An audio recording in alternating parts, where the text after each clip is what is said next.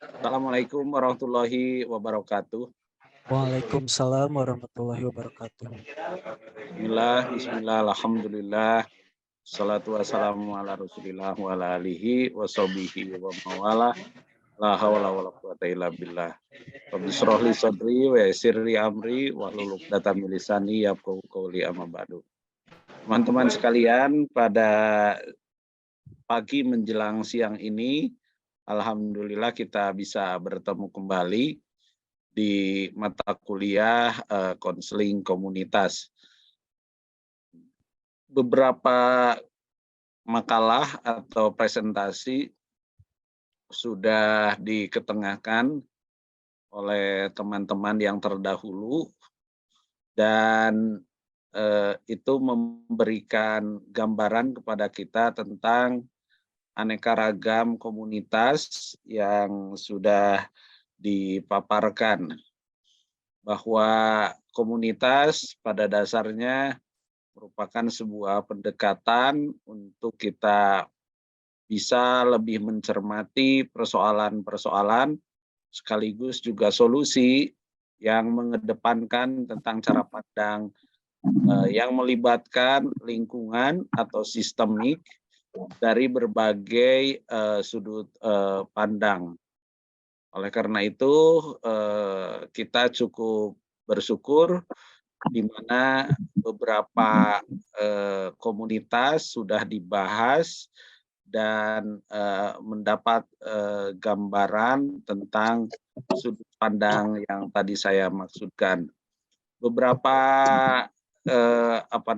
beberapa komunitas yang saat ini akan kita kembali bahas, tentunya diharapkan semakin memperkaya khazanah kita tentang komunitas ini yang nanti akan kita hadapi sesuai dengan wilayah tugas masing-masing, di mana Bapak Ibu dan teman-teman sekalian sangat memungkinkan bagi yang saat ini mungkin sudah bertugas secara tetap, itu juga bisa memakai konsep atau pandangan dari komunitas ini, di mana penyelesaian persoalan itu tidak hanya one way atau satu alur, satu jalan, melainkan juga bisa multi jalan atau multi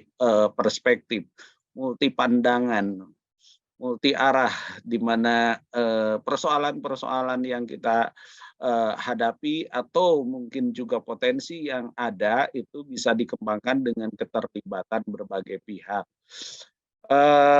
Saat ini Pak Miharja sudah standby, kita harapkan nanti bisa juga mendapatkan pengayaan dari beliau. Namun sebelumnya barangkali Pak Miharja ada informasi-informasi terutama terkait dengan UTS, gimana kira-kira, atau ada informasi lainnya, disilakan. Baik, Assalamualaikum warahmatullahi wabarakatuh.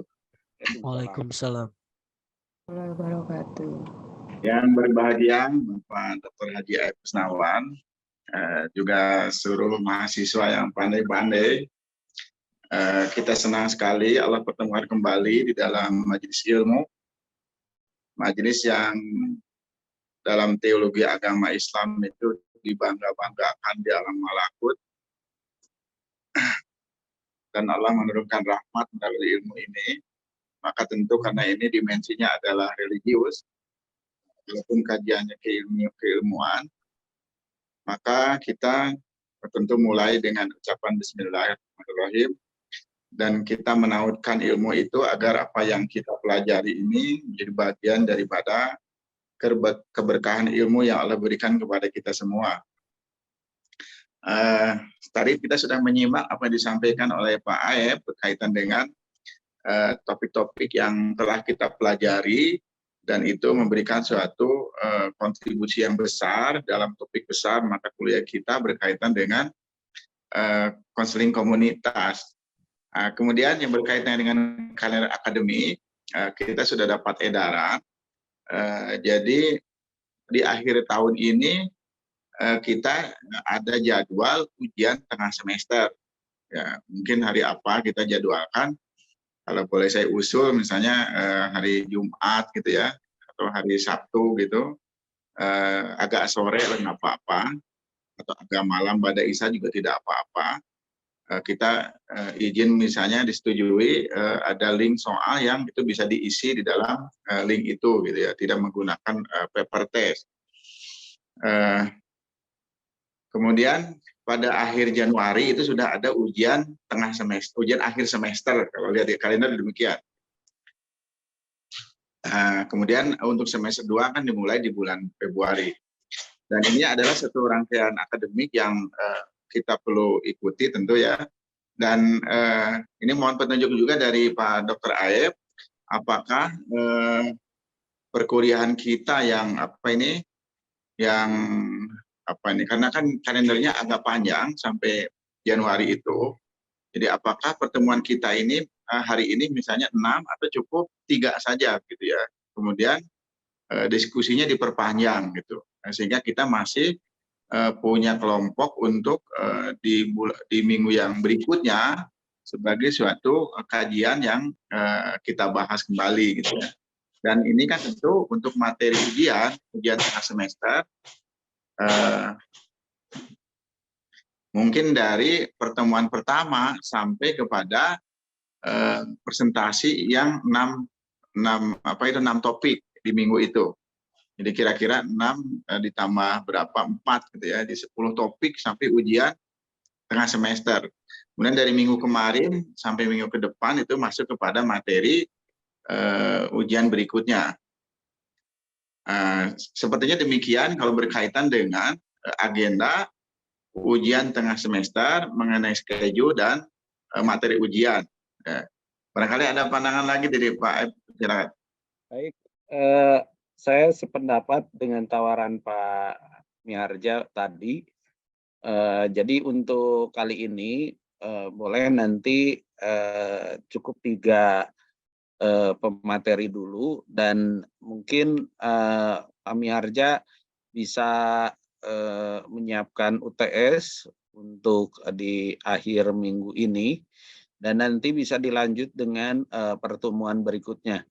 Termasuk nanti digunakan untuk penyempurnaan laporan-laporan artikel atau mungkin juga PPT yang itu juga akan menjadi tambahan pertimbangan untuk nanti nilai akhir bagi UAS-nya. Dan sepertinya kalaupun misalnya nanti ternyata pembahasan sudah selesai sebelum akhir Januari, sepertinya kita juga nanti bisa pertimbangkan untuk hal-hal lain.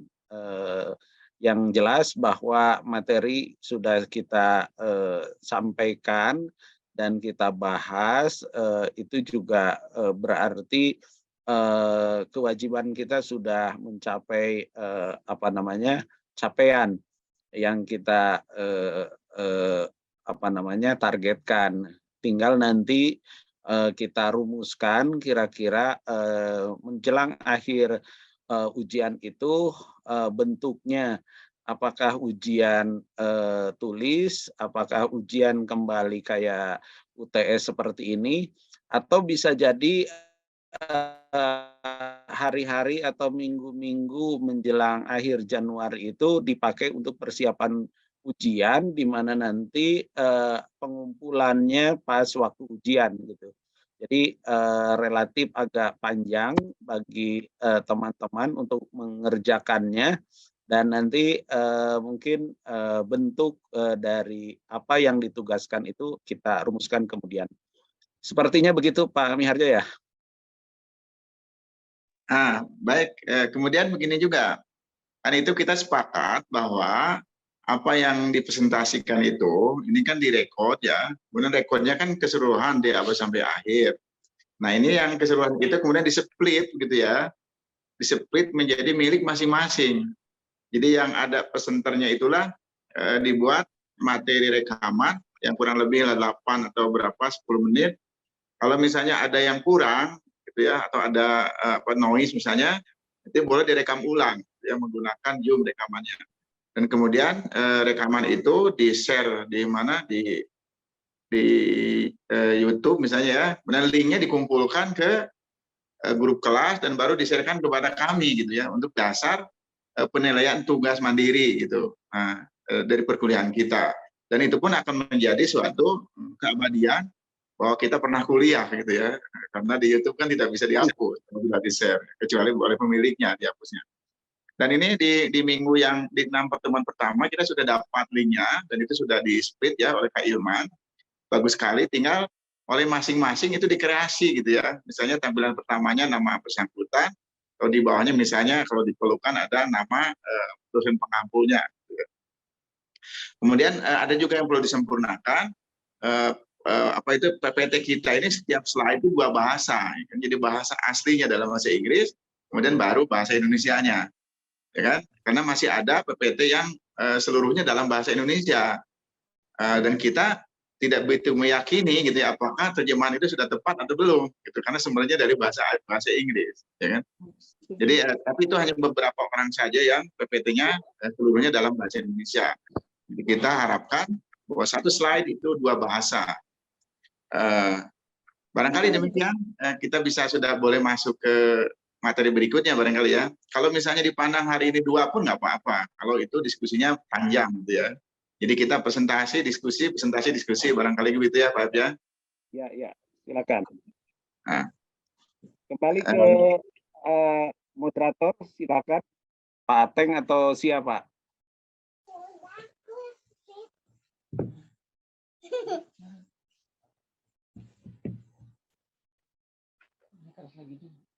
Halo? Siapa yang bertugas jadi pimpinan diskusi? Diskusi pimpinannya, Pak Ateng kemana? Pak Atengnya hilang? Saya aja kalau gitu Pak. Ya, silakan Irman. Bismillahirrahmanirrahim. Baik, terima kasih atas pemaparan presentasinya yang telah disampaikan oleh Teh Indri. Karena berdasarkan arahan Pak Dr. Aep dan juga Pak Miharja, kita cukupkan untuk jumlah pematerinya 3 saja. Mungkin selanjutnya kita langsung masuk ke sesi tanya jawab, Bapak. Ya, langsung Ya, tanya jawab. baik, Pak. Silahkan bagi rekan-rekan yang ingin menyampaikan pertanyaan maupun pernyataan terkait dengan materi yang telah disampaikan, dipersilahkan. Mohon izin Pak Ilman. Mangga, Bapak Ateng. Mohon izin. Silahkan, Pak Ateng. Assalamualaikum warahmatullahi wabarakatuh. Waalaikumsalam. Yang saya hormati Bapak Dr. Aep dan yang saya hormati Bapak Sugandi Muharja, PhD. Yang Allah muliakan semuanya. Mudah-mudahan ada dalam kesehatan dan keberkahan Allah. Jelas Pak Iman suaranya? Jelas Pak, aman-aman. Ya. Sebelumnya saya minta maaf tadi Pak Dokter, Pak Dr. Aep sama Pak Miharja dan kawan-kawan. Tadi sebenarnya bukan kabur, tapi lagi pelayanan Pak. Nah, tadi ada barang yang masuk ke fakultas, kemudian saya lagi ada di ruangan Pak Dekan. Jadi mau jawab apa namanya malu gitu Pak. Mohon maaf tadi Pak. Nah, dari apa yang tadi dijelaskan sama Ibu Cucu sementara dan Ibu siapa Ibu siapa itu yang tadi? Teh Julpia ya. Ada beberapa hal yang ingin saya tanyakan ya. Tapi mungkin agak meleset dari apa yang dibahas. Pertama tadi sebutkan anak yang dititipkan di panti dengan berbagai alasan tentunya. Ada yang alasannya bercerai, ekonomi atau kematian orang tuanya dan seterusnya. Nah, anak yang dititipkan di panti tentu sedikit banyak akan mengalami masalah-masalah tersendiri.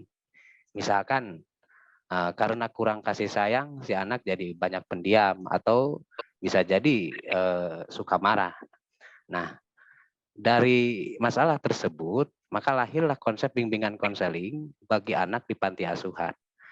Yang menjadi masalah bagi saya adalah bukan pada anaknya tentu, tapi pada orang tua atau wali yang menitipkan anaknya di panti asuhan. Karena alasan apapun menurut saya itu tidak kena gitulah, tidak dibenarkan kalau solusinya harus menitipkan anak di mana, di panti asuhan. Apalagi alasannya karena ekonomi atau bercerai. Kalau kematian orang tua kan masih ada kerabatnya. Nah, oleh karenanya tentu harus ada pembinaan lebih lanjut terhadap orang tua atau wali yang menitipkan anaknya di panti asuhan.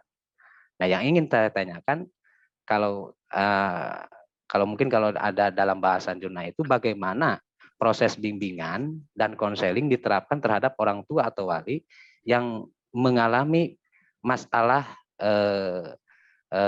atau mengalami krisis kepercayaan atau keyakinan. Ini sama hanya dengan konseling di mana, di bimbingan konseling di sekolah. Saya pernah beberapa tahun berada di sekolah gitu, Pak. Bertugas di sekolah atau menjadi BK di sekolah. Nah, banyak persoalan sebenarnya, tapi yang menjadi persoalan itu kan ada didikan orang tua. Awalnya itu didikan orang tua, pendekatan orang tua terhadap anak. Nah, sama masalahnya, apa yang bisa diterapkan atau bimbingan konseling apa yang bisa diterapkan, si konselor itu memberikan sarana bagi orang tua untuk diadakan pembinaan lebih lanjut terkait dengan proses belajar dan mengajar. Itu mungkin yang ingin saya tanyakan. Mohon maaf. Terima kasih. Assalamualaikum warahmatullahi wabarakatuh. Waalaikumsalam. Terima kasih atas pertanyaannya Pak Ateng yang telah menyampaikan pertanyaan bahwa bagaimana penerapan bimbingan dan konseling pada orang tua yang krisis keyakinan sehingga menyebabkan fenomena menitipkan anak ke panti asuhan dan bagaimana proses belajar mengajarnya. Begitu mungkin ya.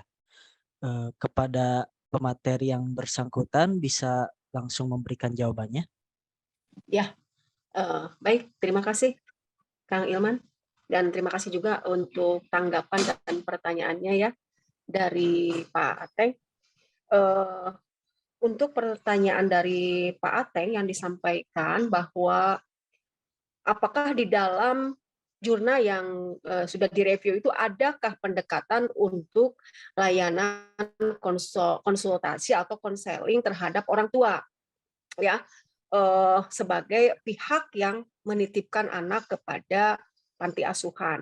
Nah, kebetulan Pak Ateng yang tergali dari jurnal ini itu tidak ditekankan kepada bagaimana konseling sosial personal untuk orang tua, karena tujuan dari penelitian dalam jurnal ini terfokus kepada menganalisa bagaimana program bimbingan dan konseling sosial personal itu sendiri untuk fokus kepada anak yang dititipkan di panti asuhan.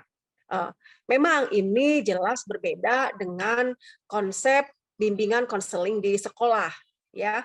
Karena apa? Karena secara realitas bimbingan konseling di sekolah itu yang diberikan oleh guru BK atau konselor di sekolah selalu melibatkan sisi lain dari pengasuhan anak, karena memang anak yang disekolahkan itu tetap pada jam di luar sekolah adalah tanggung jawab dari orang tua. Artinya ada dua terbagi kalau ketika kita posisinya sebagai konselor di sekolah. Satu, kita berkewajiban membina anak itu pada saat jam sekolah. Nah, di luar jam sekolah adalah tanggung jawab orang tua. Nah, maka ketika ada ditemukan permasalahan yang dialami oleh siswa kita di sekolah, tentu saja guru BK itu atau konselor di sekolah harus melibatkan atau berkoordinasi dan berkolaborasi penanganannya dengan orang tua. Nah, mungkin hal ini berbeda dengan kondisi atau keadaan anak yang dititipkan di panti asuhan. Kenapa? kebanyakan yang dititipkan di panti asuhan itu sebetulnya mungkin secara tidak langsung itu dititipkannya. Misalkan dari beberapa alasan yang ditemukan atau disampaikan oleh penulis, salah satu alasan si anak berada di panti asuhan itu pertama kondisi ekonomi yang lemah. Nah, bisa jadi ini si orang tua tidak sengaja menitipkan ke panti asuhan, tetapi bisa jadi anak yang berada di panti asuhan itu ditemui di pinggir jalan mungkin ya dalam kondisi keadaan terlantar, baru kemudian disimpan oleh Departemen Sosial atau apa kepada panti asuhan. Nah, kemudian korban perceraian juga. Jadi dalam konteks jurnal yang direview ini memang tidak ditemukan Pak Ateng tentang bagaimana pendekatan yang diberikan kepada orang tuanya. Mungkin tadi alasannya dari penulis bahwa di dalam penelitian ini terfokus kepada bagaimana konsep bimbingan konseling personal sosialnya hanya untuk kepada anak yang sudah terlanjur ada dan hidup di lingkungan panti asuhan. Ya, dan ini tadi sudah disampaikan bahwa ini berbeda konsepnya antara anak yang berada di panti dengan anak yang berada di lingkungan sekolah. Mungkin itu jawabannya, barangkali nanti bisa ditambahkan oleh kawan-kawan atau oleh bapak-bapak dosen pengampu. Terima kasih. Ya, baik begitu. Terima kasih Ibu Cucu atas jawabannya. Barangkali ada rekan-rekan lain yang ingin menambahkan sebelum kita lanjut ke pertanyaan selanjutnya. Baik, jika tidak ada, saya persilahkan penanya kedua yaitu Kang Fikri. Bangga, Kang. Baik, terima kasih Pak Yilman. Pertama saya mau berkomentar dulu soal apa namanya yang sebelumnya. Jadi kalau misalnya di panti asuhan dan lain macam sebagainya, saya kira lebih fokus si materi konselingnya itu terhadap perkembangan anak ya, karena saya kira apa namanya, kalaupun misalnya anak itu diasuh oleh orang tua, mungkin perkembangan dari tiap tahapan usia itu bisa apa namanya bisa dipenuhi gitu. Nah, di panti asuhan mungkin seorang konselor atau psikolog dan lain macam sebagainya lebih berfokus, saya kira lebih berfokus untuk perkembangan proses-proses perkembangan anak tersebut agar terpenuhi, karena bisa jadi jika proses-proses perkembangan itu tidak apa namanya tidak terpenuhi, itu bisa jadi masalah di masa depan. Saya kira itu tambahannya. Terus kemudian ada pertanyaan untuk Ibu Indri mengenai telekonseling itu konseling dengan jarak jauh ya. Nah, saya mau nanya soal karakteristik konselor yang seperti apa gitu ya, yang dibutuhkan itu ketika melakukan telekonseling gitu, karena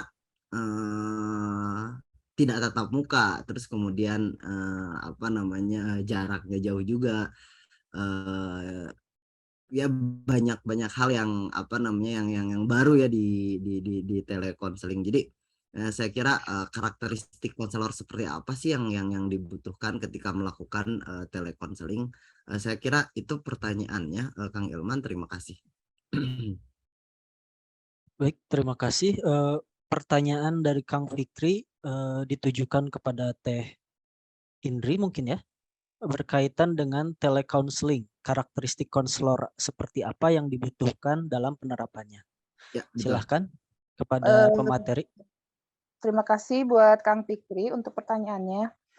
Terkait proses telekonseling atau konseling jarak jauh pada dasarnya hampir sama dengan konseling secara tatap muka, hanya saja itu tidak terjadi tatap muka secara langsung. Untuk karakteristiknya itu dia harus seorang yang memiliki pemahaman diri, kemudian memiliki kesehatan secara psikologis, terpercaya, jujur, memiliki kekuatan, kehangatan, respon yang aktif, kesabaran, sensitivitas, kebebasan mengambil keputusan, dan kesadaran yang holistik gitu. Sebetulnya untuk karakter hampir sama, hanya saja nanti perbedaannya terletak di ininya untuk proses konselingnya lebih aktif. Terus juga dari segi jaringan juga kan harus tetap stabil ya, bagus kalau untuk proses konseling. Untuk secara yang lainnya detailnya itu sama saja sebetulnya. Hanya saja kita harus jauh lebih menggali, lebih responsif. Ini kembali lagi kepada kliennya sendiri, karakteristiknya seperti apa. Karena tadi kan ada beberapa tahapannya untuk proses yang lainnya kayak asesmennya, kemudian kira-kira ini metodenya metode apa yang cocok gitu. Lebih ke apa ya, lebih ke prosesnya, lebih ke responsif aja. Kalau untuk yang lain karakteristiknya sama aja. Gitu, Kang. Barangkali mau menambahkan, menanggapi? Baik, terima kasih Teh Indri atas jawabannya. Apakah ada rekan-rekan lain yang ingin menambahkan? Saya sedikit Pak Ilman. Silahkan Pak Ateng. Feedback tadi yang dari Ibu Cucu ya sama Kang Piki ya betul, dan saya paham atau saya sepakat bahwa dalam jurnal tersebut tidak dibahas atau tidak diteliti persoalan-persoalan yang berkaitan dengan orang tua. Tapi ini makanya saya mengawalinya sedikit di luar apa yang dibahas atau yang diteliti. Barangkali mungkin ada konsep yang yang mendekatkan proses bimbingan dan konseling terhadap sisi lain dari seorang konseli. Nah, karena saya memahami bahwa masalah dari seseorang anak atau seorang konseli itu tidak timbul dengan sendirinya, tapi dipengaruhi oleh keadaan dan oleh keadaan lingkungan juga. Ya, maka pengkajian terhadap masalah itu ya harus menyeluruh gitu. Bukan hanya pada konselinya, tapi juga harus dikaji secara menyeluruh dari faktor-faktor yang mempengaruhinya. Dari faktor-faktor yang mempengaruhinya gitu, Pak. Jadi ini menurut saya ya merupakan satu kesatuan. Jika kita ingin mengentaskan persoalan anak, ya maka harus dikaji, harus diteliti, harus dikaji persoalan-persoalan yang mempengaruhinya. Itu mungkin Bu. Mohon maaf nih. Tentu saya juga salah, mudah-mudahan gitu. Makanya saya mohon pandangan dari semuanya, apakah seperti itu atau bagaimana gitu. Ya kalau melihat dari apa yang di jurnal itu ya memang seperti itu jurnalnya gitu. Itu maksudnya. Terima kasih, mohon maaf. Ya, boleh sedikit menanggapi Kang Ilman. Mangga Ibu, silakan. Ya, betul sekali Pak Ateng, apa yang diungkapkan Pak Ateng, bahwa secara komprehensif memang sebuah layanan bimbingan konseling itu harus menyeluruh agar hasil yang ingin kita raih itu memang maksimal. Betul sekali bahwa dalam jurnal ini kurang dibahas atau memang tidak dibahas tentang sisi lain dari konseling untuk si orang tua. Tetapi bisa jadi mungkin bagi kita sebagai calon konselor bisa jadi nanti ya kita Pak Ateng bisa menemukan konsep bagaimana bisa diterapkan yang lebih maksimal lagi untuk pelayanan atau layanan konseling di sebuah panti asuhan, tetapi disisipkan dengan pelayanan untuk orang tuanya. Tetapi satu yang jadi catatan adalah kita harus bisa melakukan pemilihan atau pemilahan. Pemilahan di sini maksudnya pemilahan dari sisi si anak panti asuhan itu. Apakah anak panti asuhan ini masih ada orang tuanya, atau memang dititipkan secara resmi oleh orang tuanya, atau memang diambil dari jalanan. Nah, mungkin pemilahan inilah yang perlu diterapkan terlebih dahulu sebelum melangkah kepada penerapan koordinasi dengan pihak orang tua. Ya, mungkin seperti itu ya Pak Ateng. Hatur nuhun. Baik, terima kasih Pak Ateng dan juga Ibu Cucu. Apakah rekan-rekan yang lain ada yang mau menambahkan? Baik, jika tidak mungkin kita langsung masuk ke penanya ketiga kepada Teh Ai Cahya, dipersilahkan. Ya, terima kasih Kak Ilman atas kesempatannya. ada beberapa pertanyaan yang saya ingin pertanyakan kepada para pemateri ya.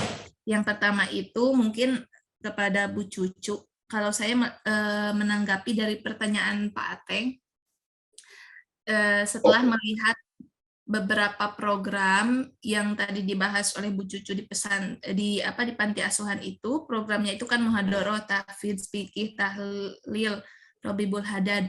Nah, ternyata program di panti asuhan itu menggunakan pendekatan agama dan hampir sama dengan pelajaran di pesantren begitu ya. Dan saya mengira bahwa ada beberapa orang tua yang sengaja menitipkan anaknya ke panti asuhan karena melihat program-program yang bagus tersebut, begitu seperti di pesantren. Bedanya kalau di panti asuhan mungkin gratis ya, kalau ke pesantren mungkin harus berbayar begitu. Nah, apakah begitu gitu ya, itu pernyataan sekaligus pertanyaan kepada Bu Cucu, apakah memang demikian seperti di pesantren atau tidak bimbingan dan konselingnya. Nah, yang kedua itu pertanyaan kepada Teh Fathia Zulfa. Ketika saya melihat tadi PowerPoint-nya ya, di sana dikatakan bahwa di Amerika itu diskriminasi itu datang dari kulit putih. Nah, sedangkan saya itu kan belum tahu ya, kalau belum pernah ke sana, tapi pernah selintas nonton di film-film. Kadang yang melakukan bullying itu banyak yang dari golongan kulit hitam gitu ya. Itu yang pertama, apakah memang kulit putih yang selalu mendiskriminasi atau bagaimana? Kemudian bagaimana cara memberikan konseling kepada pelaku bullying dari etnis kulit putih tersebut. Kan kalau di konseling Islam itu konselingnya itu bisa dengan mengatakan bahwa semua manusia itu sama di mata Allah. Nah, kan kalau gitu, kalau konseling umum itu bagaimana dasarnya dalam mengatakan perbedaan kulit pada manusia begitu ya. Yang ketiga, pertanyaan kepada Teh Indri itu kan kekurangan dari telekonseling itu diantaranya kan kadang sinyal yang tidak mendukung, kemudian kurangnya konselor kurang membaca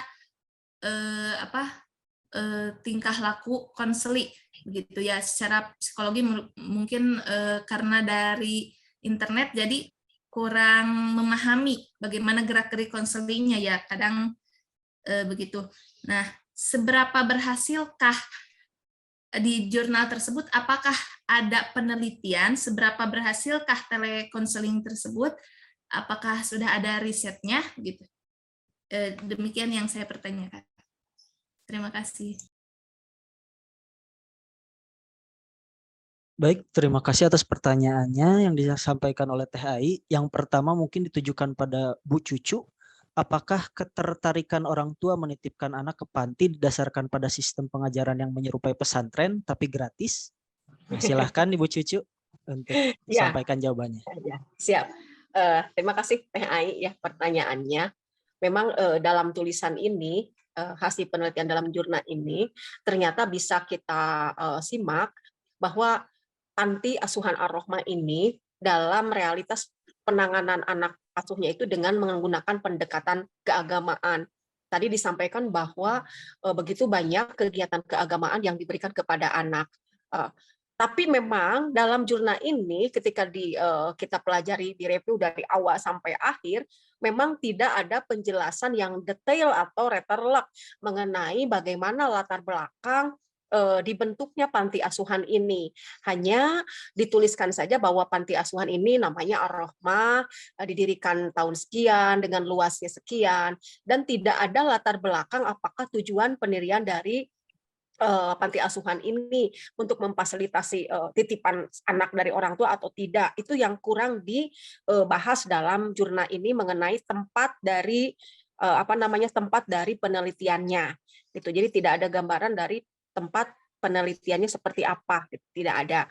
Tetapi kalau kita menyimak dari alasan-alasan anak yang berada di sana dari hasil penelitian penulis, memang kita pun bisa sedikit menyimpulkan mungkin, karena di sana ditulis bahwa beberapa anak itu ada yang dari keluarga tidak mampu, ada anak yang korban perceraian, bisa jadi saja mungkin memang kapasitas dari si panti asuhan ini memfasilitasi juga terhadap orang tua yang berupaya menitipkan anaknya agar bisa dibimbing lebih baik lagi dalam hal keagamaan.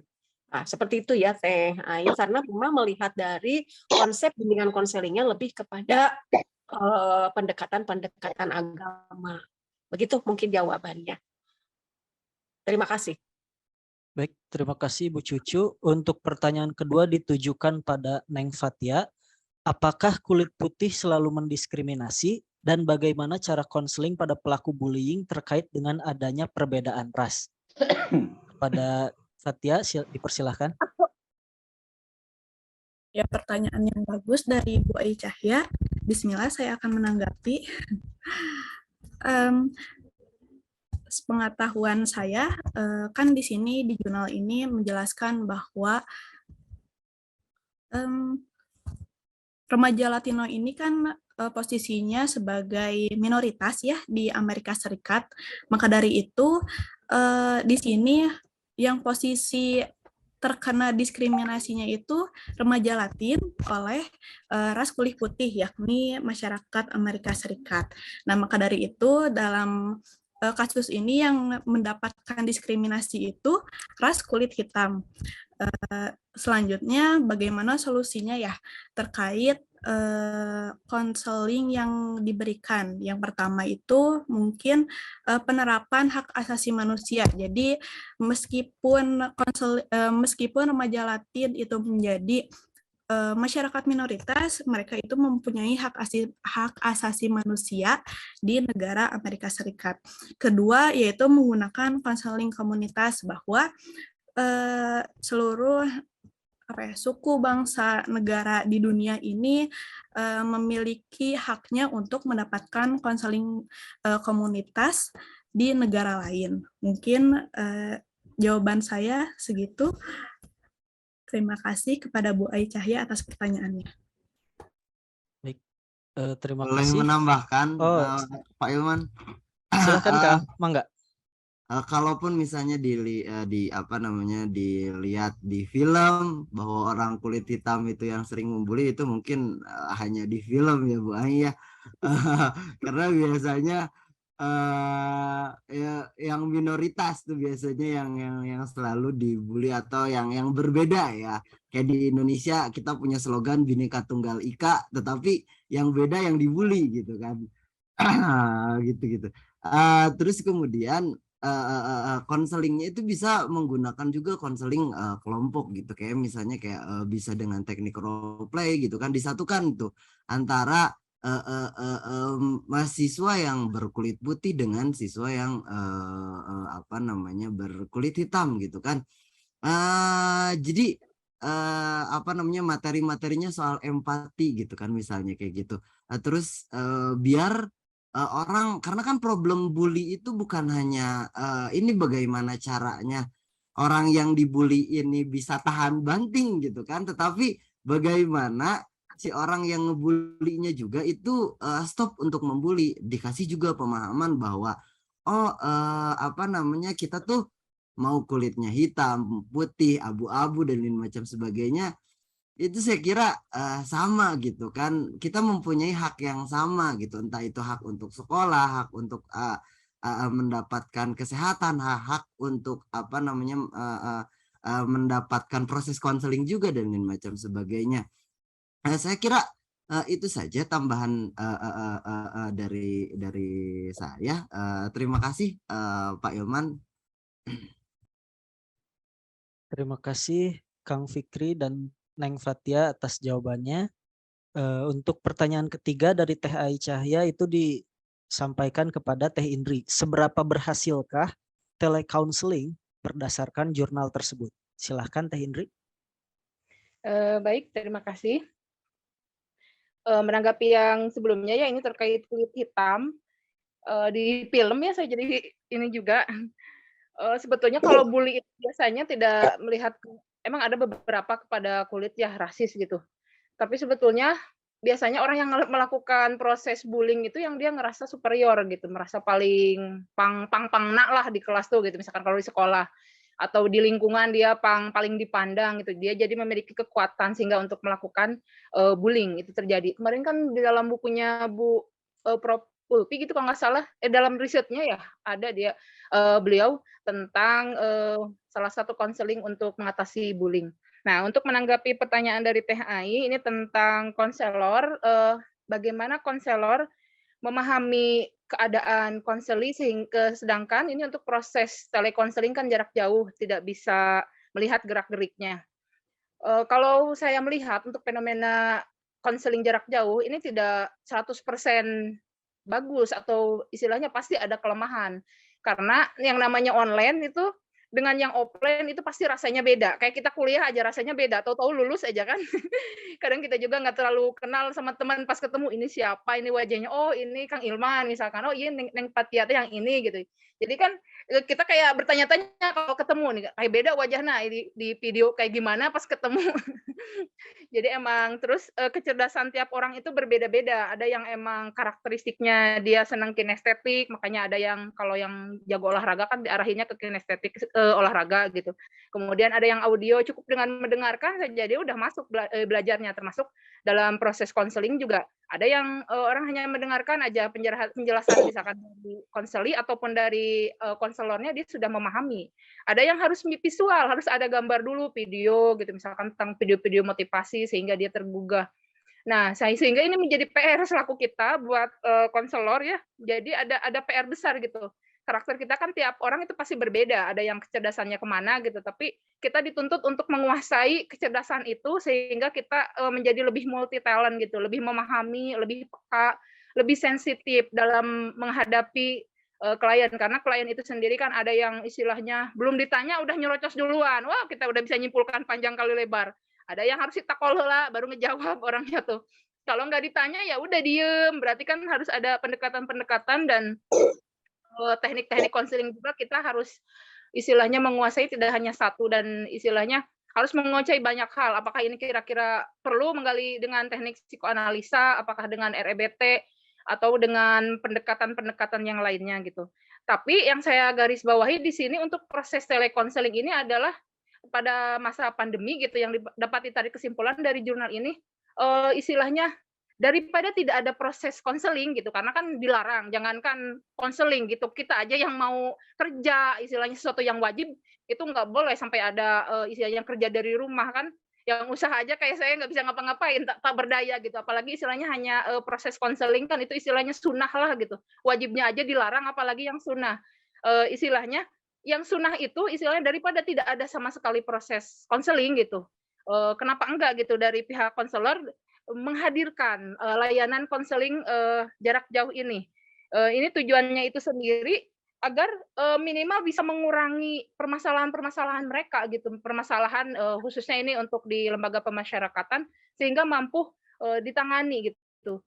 Istilahnya kalau misalkan ada permasalahan 100 minimal ada berkurang lah sedikit-sedikit karena emang rasanya itu akan berbeda ketika kita proses konseling secara langsung face to face dengan yang online gitu. Kalau face to face emang kelihatan semua dia gerak-geriknya, dia ngebohong apa enggak, jujur atau enggak kan kita juga kayak saya kemarin kan waktu ada yang teman saya yang mundurin diri itu saya nggak bisa ngapa-ngapain kalau cuman via online kayak aduh gimana ya, nggak bisa ngelihat wajahnya, nggak bisa megang atau gimana gitu. Jadi proses-proses itu tidak bisa dan itu sulit juga gitu. Istilahnya terus untuk tingkat keberhasilannya di dalam jurnal ini ya seperti apa? Kalau di dalam jurnal ini tidak dijelaskan secara seberapa persen dia risetnya berhasil tidak dengan proses telekonseling ini, apakah mampu istilahnya mengurangi permasalahan. Di sini hanya dijelaskan dalam kesimpulan bahwa pada masa COVID-19 ini tidak menjadi kendala dalam memberikan layanan konseling kepada klien pemasyarakatan gitu. Sebatas memberitahu bahwa dengan adanya konseling ini menjadi solusi buat proses konseling pada masa COVID dengan adanya telekonseling. Hanya itu aja tidak dijelaskan seberapa berhasilnya. Di situ malah untuk hasilnya itu ketika proses konseling itu tidak berhasil, ada proses layanan yang kedua, dilanjutkan pada tahap selanjutnya. Dan jika tidak berhasil, maka dipindahkan ke konselor lain atau kepada yang lebih ahli, baik itu psikiater atau psikolog dan selanjutnya. Mungkin itu ya. Mohon maaf untuk kekurangannya, nanti dari Bapak pengampu bisa ditambahkan. Terima kasih. Assalamualaikum warahmatullahi wabarakatuh. Waalaikumsalam. Terima kasih kepada Teh Indri atas jawabannya. Pak Ateng, ngacungin tangan, ada yang mau disampaikan Bapak? Silakan. Itu mah tadi Pak Ilman. Oh ya, maaf. Baik, mungkin sekian sesi tanya jawab dari kami. Barangkali Pak Dr. Aep dan juga Pak Miharja ada yang ingin disampaikan, memberikan pencerahan atas jalannya presentasi pada hari ini. Dipersilahkan. Baik, terima kasih teman-teman. Pak Miharja, mau lebih awal mengomentari? Boleh juga. Bangga. Saya mungkin sampai jam 2 saja, ini nggak usah lama ya. Aduh, harus sudah berakhir. Saya melihat presentasi PPT ini luar biasa, komprehensif gitu ya, menyangkut semua hal, dan ini suatu tradisi unggul di dalam perkuliahan kita, dan tentu perlu kita pertahankan sampai akhir. Kemudian saya tambahkan sedikit mengenai layanan di dalam konseling itu. Yang standar itu ada 4. Dia ada layanan dasar, ada layanan responsif, layanan pengembangan individu, dan dukungan sistem. Ya. Kalau yang 2 tadi kan sudah dibahas. Yang 2-nya lagi, pengembangan individu itu adalah bagaimana orang per orang diperhatikan gitu. Misalnya ini calon olahragawan, ini calon apa, dan itu kemudian oleh Panti bisa disalurkan gitu ya kepada komunitas-komunitas yang itu relevan. Kemudian dukungan sistem ini menyangkut, jadi si konselor atau si penyuluh itu dia tidak boleh berdiri sendiri, dia harus terpaut mungkin dengan kepala desa, ya kalau di Panti itu ya mungkin dengan dinas sosial, atau mungkin juga dengan kecamatan puskesmas terdekat dengan apa-apa, dan itu adalah sistem gitu ya. Sistem itu maknanya kepada atasan-atasan dan profesi-profesi yang saling bertautan. Nah, itu yang biasanya menjadi standar di dalam layanan konseling itu ada 4. Kemudian di dalam BK komprehensif di masyarakat urban, saya kebetulan di UIN Bandung ini sering juga bertemu dengan mahasiswa yang dari Afrika gitu ya, mahasiswa dari mana, dari Kuala Lumpur, dari Thailand. Memang persoalan bahasa itu sesuatu yang tidak mudah bagi mereka, termasuk persoalan budaya gitu. Saya juga dulu pernah diajak Pak Aep ke Jepang gitu ya, banyak orang Indonesia yang sekolah di sana, repot sekali urusan makan gitu ya, karena makan yang halal di mana di Jepang gitu kan, daya itu. Sementara makan tuh nggak bisa ditunda sampai menunggu label halal muncul misalnya. Kan itu suatu transisi aspek itu. Termasuk juga ada suatu anggapan bahwa negara Indonesia misalnya pernah dijajah di Jepang gitu. Sehingga bagi Jepang Indonesia adalah adik kelas gitu, adik bangsa, bangsa yang lebih bangsa yang baru lahir katakanlah gitu, dibanding dengan mereka yang menurut budaya mereka lebih tinggi. Tapi ternyata mereka pun minder kalau berhadapan dengan orang Korea gitu, orang Jepang itu. Nah, dianggap asal orang Jepang itu orang Korea. Jadi aspek tadi bully itu juga ternyata bukan hanya warna kulit, tapi antar bangsa juga ada, dan mereka juga merasa rendah diri dan bangsa lain merasa lebih dominan. Ketika ditanya misalnya di Jepang, suku bangsa apa yang paling tidak baik menurut orang Jepang gitu. Ya semualah ada, tapi rata-rata baik. Kalau Indonesia ada juga suku bangsa di Indonesia yang di Jepang itu kurang baik misalnya gitu ya. Padahal di Indonesia suku bangsa itu sangat agamis, sangat penolong dan sangat macam-macam. Jadi ternyata ada relativitas pandangan pada aspek itu. Nah, kemudian untuk telekonseling, kebetulan dalam 3 tahun terakhir ini saya melakukan itu, gitu ya. Justru dengan konseling multimedia atau online itu, justru saya merasa lebih efektif dibanding dengan konseling yang sifatnya tatap muka, terutama yang menggunakan aplikasi, gitu ya. Nah, pertama itu mereka lebih nyaman sebagai konseling, juga kita lebih nyaman di konteks pendataan, kemudian pengolahan data akurasi tepat gitu dibahas. Sudah tepat 3 menit ini. Baik,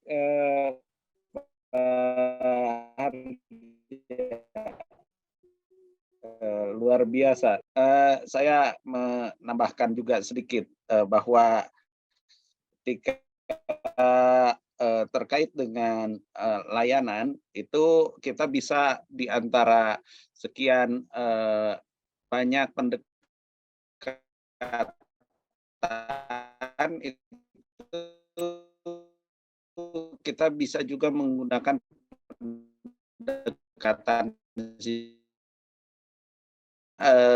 pendekatan sistem ini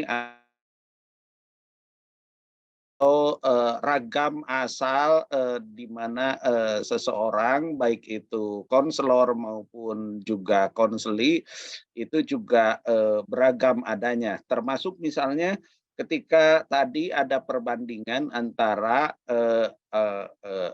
situasi di panti asuhan dengan pondok pesantren misalnya gitu.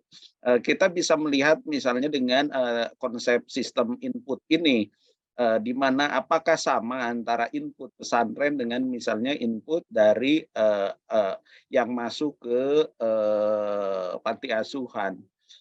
Konsep pesantren itu pada dasarnya mirip boarding school ya, itunya lahirnya, di mana boarding school itu sekolah yang diasramakan dan di dalamnya ada pendidikan keagamaan yang kemudian itu kita anggap sebagai sebuah pendidikan plus yang tidak hanya pendidikan umum tetapi juga pendidikan keagamaan.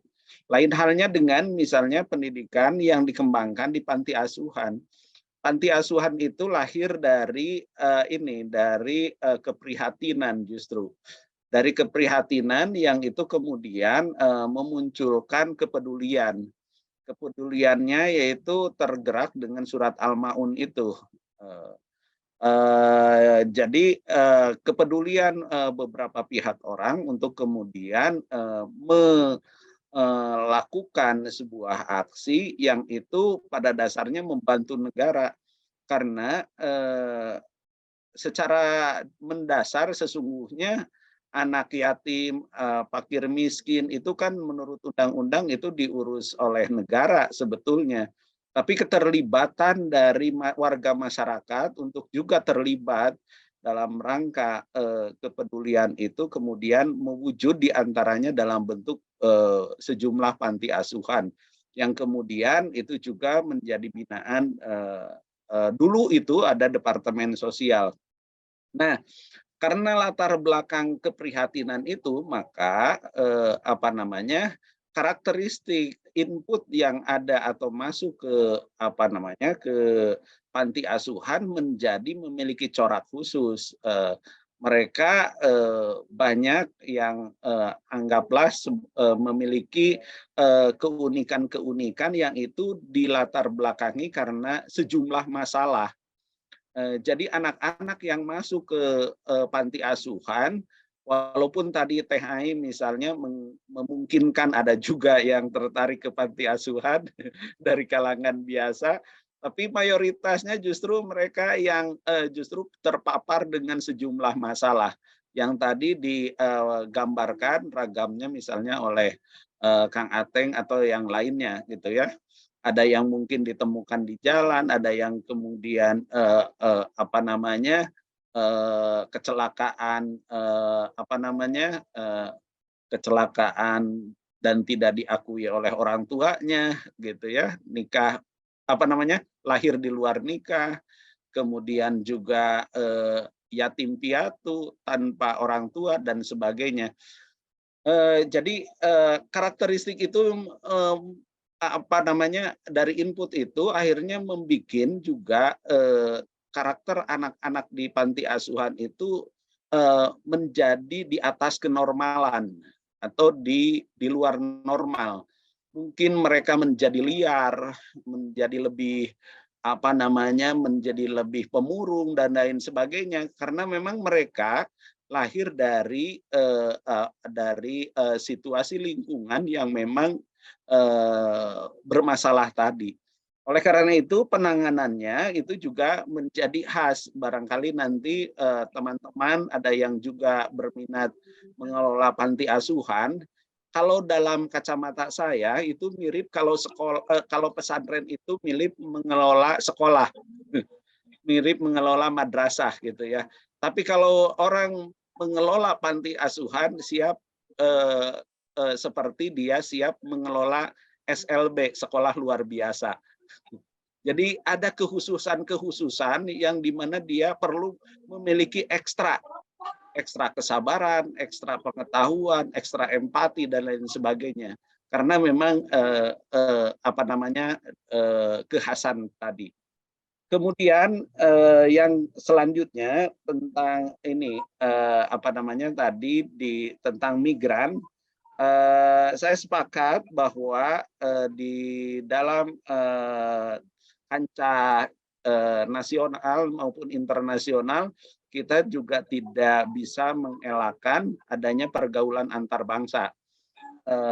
Bahwa dunia sekarang ini dan juga dari dulu pada dasarnya migrasi, kemudian juga hubungan antar bangsa itu menjadikan kita pengamal surat Al-Hujurat ayat 13 itu.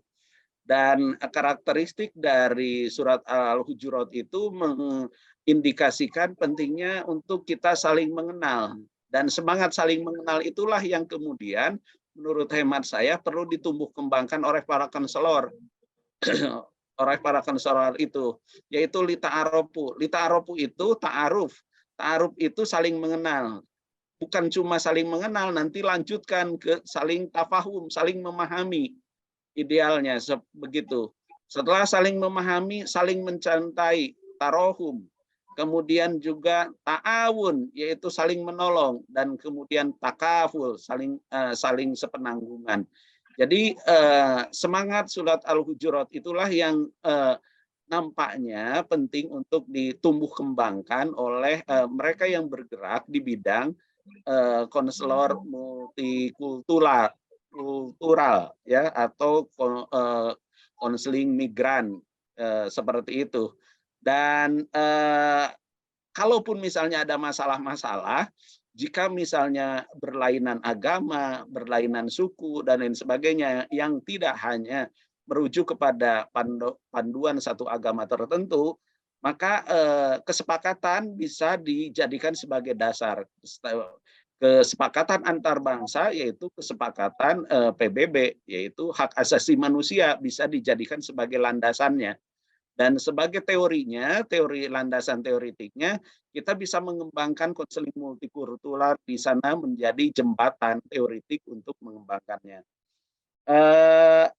Kemudian yang tentang konseling digital atau konseling telekomunikasi, menurut sisi lain, saya melihatnya justru di sini adalah pengembangan media, di mana media ini berkembang bukan hanya karena aspek kondisi pandemi, tetapi kita juga melaju masyarakat industri kita ke arah 4.0 itu. Kemudian juga ke 5.0, di mana era pengembangan industri media itu tidak bisa dielakkan, bahkan jadi semacam kebutuhan.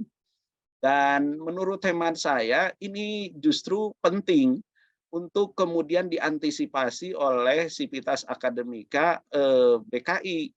Bagaimana kita mengembangkan layanan konseling itu tidak hanya menimbang plus minusnya layanan itu, tetapi kita dihadapkan kepada kenyataan bahwa media itu sekarang terus menjamur. Kalau kita hanya mengandalkan hanya satu layanan dengan layanan konvensional yang misalnya tatap muka senantiasa, tanpa kita misalnya mengembangkan aspek media, maka kita nanti akan kehilangan jangkauan. Dan boleh jadi nanti orang menjadi enggan untuk datang untuk berkonsultasi karena saking sibuknya di dunia pekerjaan, dunia rutinitas. Boleh mungkin kalau di sekolah ya, tapi untuk di dunia sosial itu butuh kita pengembangan media ini justru. Jadi teman-teman yang nanti aktif menggunakan media itu dan senang kepada pengembangan media, justru masyarakat, pengguna medsos, pengguna media elektronik itu sebetulnya butuh siraman-siraman layanan-layanan tempat mereka mencurahkan berbagai persoalan, karena selama ini boleh jadi mereka hanya mendapatkan justru didominasi oleh pihak-pihak yang memang tidak bermuatan nilai misalnya, atau tidak memberikan solusi atas persoalan yang sedang dia hadapi. Jadi bagus kalau misalnya saya bayangkan itu di setiap mahasiswa S2 BKI kalau misalnya mau itu membuka portal layanan konseling konseling digital. Nanti mirip dengan ini warung-warung pojok atau kios-kios kayak inilah, kayak kalau Tokopedia lah kalau misalnya jualan itu. Nah ini justru jualan layanan online konseling. Nanti mungkin akan Teh Ai berapa orang nih yang berkunjung tiap harinya, mungkin Kang Ilman nanti berapa orang yang berkunjungnya gitu ya. Jadi itu masing-masing membuka pojok-pojok layanan konseling dengan aneka ragam kekhasan masing-masing. Mungkin Teh Ai lebih akan menyoroti kepada bimbingan keluarganya atau khusus keluarga muda misalnya. Kalau Kang Ilman mungkin bimbingan remaja, misalnya pranikah. Kalau yang lain mungkin bimbingan mu'alaf atau para pemula dalam bidang keagamaan. Itu silakan. Sehingga nanti jadi rame layanan konseling itu bahkan tidak hanya berbatas wilayah. Nanti Teh Ai dengan kecakapan bahasanya bisa jadi nanti ada yang ada yang konsultasi dari Afrika, dari Eropa, dari Amerika gitu ya. Itu tidak menutup kemungkinan. Karena apa? Karena media itu menjadikan kita global. Suasananya menjadi seolah-olah kampung kecil. Dan itu bagian dari efektivitas efektivitas konseling bermedia. Jadi kalau misalnya tadi ditanya apakah melalui media ini efektif atau tidak, dalam aspek jangkauan kita katakan berpotensi untuk efektif gitu ya. Tapi untuk hal-hal yang tertentu tadi juga Teh Indri bilang mungkin ada plus minusnya. Dan kita manfaatkan bukan untuk kesempurnaan sebuah media atau metode, tapi gunakanlah yang plusnya dan kurangi yang minusnya itu dengan mengkolaborasi berbagai media dan metode untuk layanan ini. Saya kira apa yang tadi disampaikan pada dasarnya sudah cukup baik, menarik, dan hampir setiap diskusi ini kalau kita cermati, lamun bahasa Sunda nama seueur pulung meunana, membuka cakrawala kita dan teman-teman luar biasa mengeksplornya dan sekaligus juga membahasnya. Terima kasih Pak Miharja dan juga Kang Ilman.